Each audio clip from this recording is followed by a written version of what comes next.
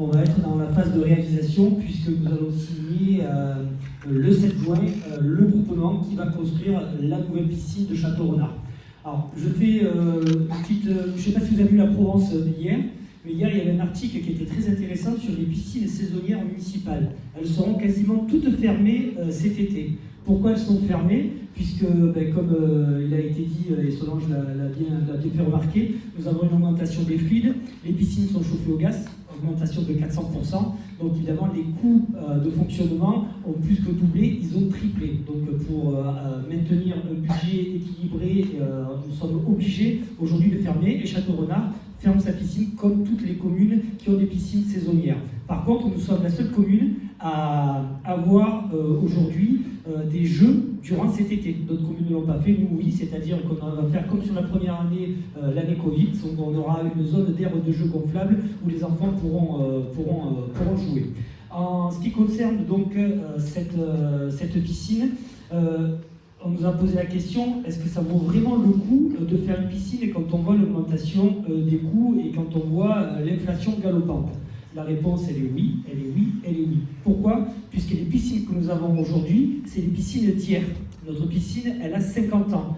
Donc, elle a vécu et aujourd'hui, elle est obsolète.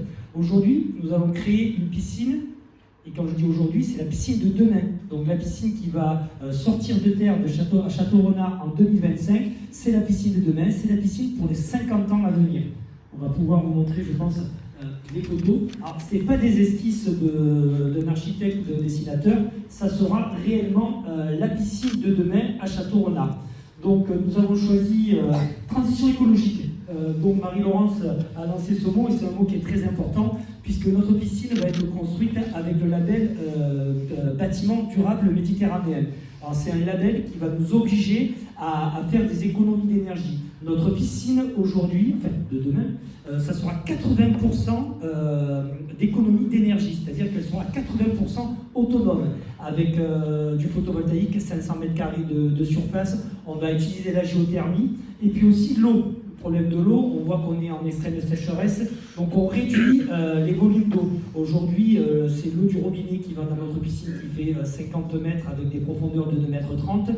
Demain, notre piscine fera 25 mètres avec des profondeurs de 1,30 m à 1,80 m. Donc on va réduire par 3 la consommation d'eau. Cette eau qui est chlorée, on va la déchlorer. Donc on va pouvoir la réutiliser, la remettre dans les sols. Donc on va pouvoir les remettre dans les nappes phréatiques.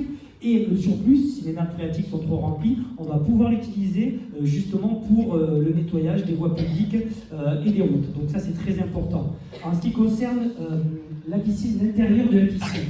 Est-ce qu'on a dans l'intérieur? Voilà, l'intérieur. Donc quand on parle de piscine couverte, on a l'impression d'avoir un grand bloc de piscine, mais non, notre piscine, elle sera aussi découverte. On a choisi l'option toit ouvrant, puisqu'on est dans une région où nous avons beaucoup de vent, et donc avec cette option-là, on va pouvoir ouvrir la piscine durant l'été indien, durant les belles journées aussi qu'on peut avoir en hiver, etc. Donc, vous pouvez constater que vous aurez un bassin de 25 mètres, on aura un bassin qu'on appelle apprentissage pour apprendre à nager, et on aura aussi des zones de jeu, puisqu'aujourd'hui dans notre piscine actuelle, dans les piscines d'hier, on ne peut pas courir, on ne peut pas jouer dans une piscine. Aujourd'hui, on va créer des zones de jeu où on pourra jouer, on pourra venir avec les enfants. Et donc, c'est une piscine aussi qui sera transgénérationnelle. C'est-à-dire qu'aujourd'hui, notre piscine, elle accueille du monde, mais on ne peut pas accueillir vraiment toutes les strates de notre population. Demain, on va pouvoir accueillir les bébés nageurs. On va pouvoir accueillir les écoles, et pas seulement sur un seul mois de l'année, on va pouvoir accueillir les écoles primaires, le collège et le lycée durant toute l'année. Nous allons pouvoir avoir de l'aquabike, de l'aquagym, des personnes qui sont atteintes de maladies, de cancer par exemple, avec aujourd'hui pourront utiliser la piscine, puisque maintenant évidemment nous avons aussi la possibilité, grâce à la médecine, de pouvoir utiliser la piscine pour pouvoir se guérir. En tout cas, voilà. Et troisième slide que vous avez là, c'est le côté sud de la piscine. Donc quand on parle de piscine fermée, là encore, elle n'est pas vraiment fermée, puisque tout le sud et tout l'ouest s'ouvrent.